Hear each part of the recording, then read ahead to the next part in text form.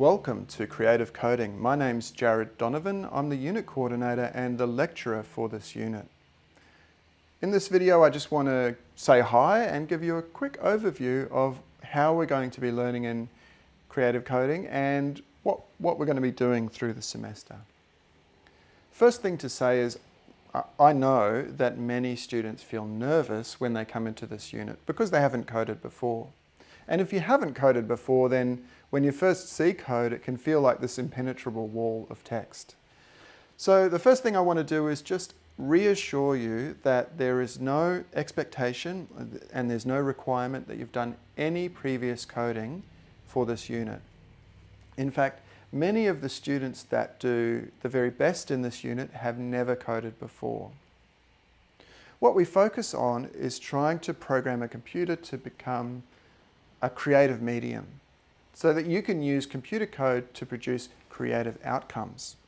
So that creativity aspect is equally important to knowing all of the rules of coding.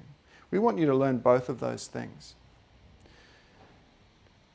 Really, the main message I would give you is don't be afraid, be expressive and creative, jump in and just try and enjoy it. I find this an extremely fun unit to teach, and I know a lot of students find it really fun as well, so I hope you do too. We teach using JavaScript, which is a programming language that's used on the web mainly, but also lots of other places. And we use this library for JavaScript called P5.js.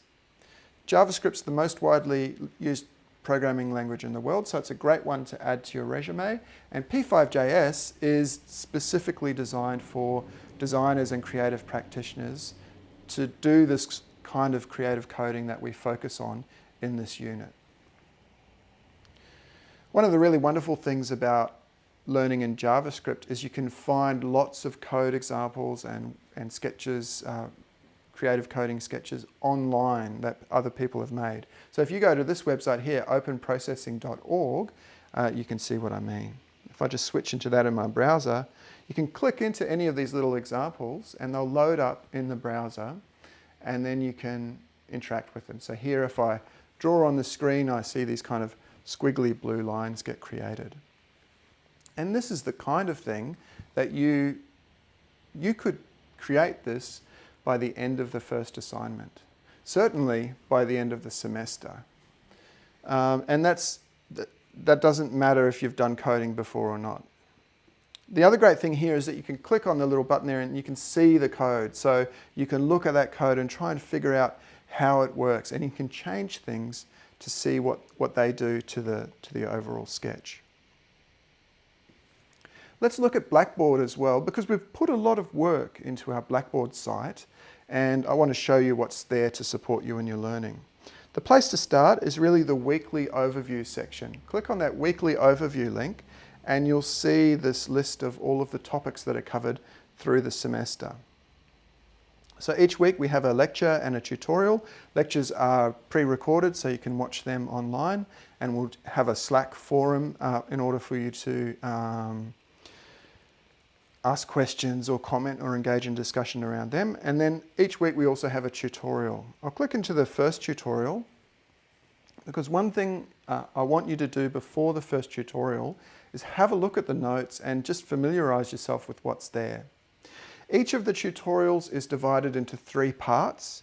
And in this one, in the first part, you learn what's P5.js, you watch a little intro video on that, and then log into the P5.js editor and just make sure that that's all working. So pretty simple.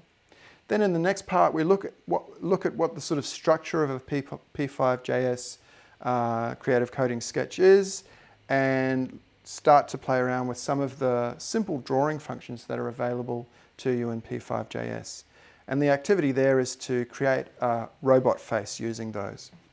In the final part, you create the world's simplest drawing program, and you can draw a smiley face if you like. And at the end of that, the activity is to do that yourself.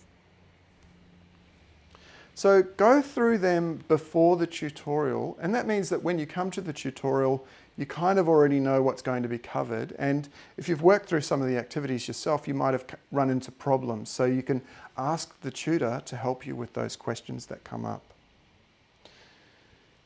The other thing is, just to show you real quick, if you click into the lectures, you can see the lecture for each week. So that's all recorded.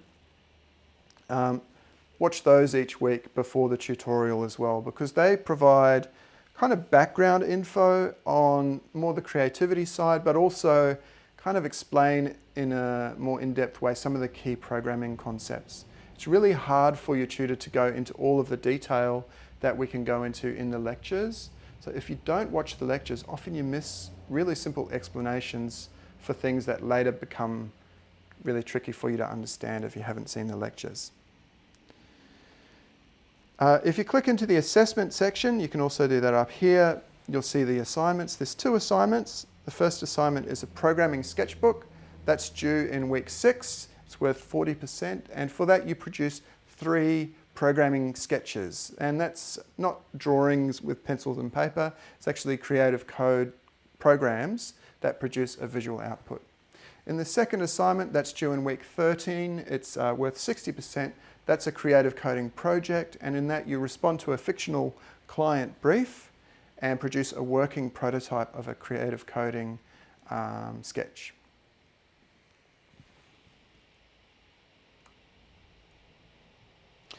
We have support sessions for those assessments in weeks 6 and 13, in the weeks when they're due, and these are really recommended for students who require that extra support.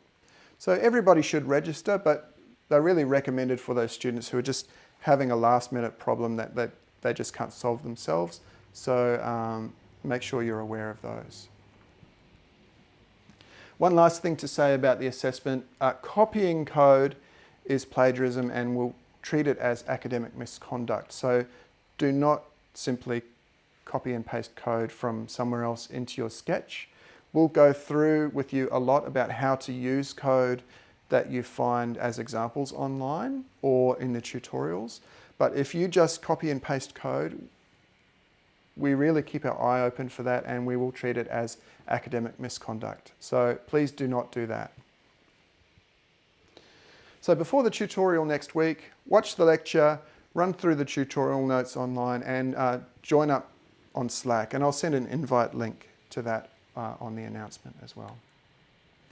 That's it from me. Welcome to Creative Coding. Can't wait to see what you come up with this semester. It's always so amazing and inspiring to me what students do in this unit. So I really hope you have a wonderful semester.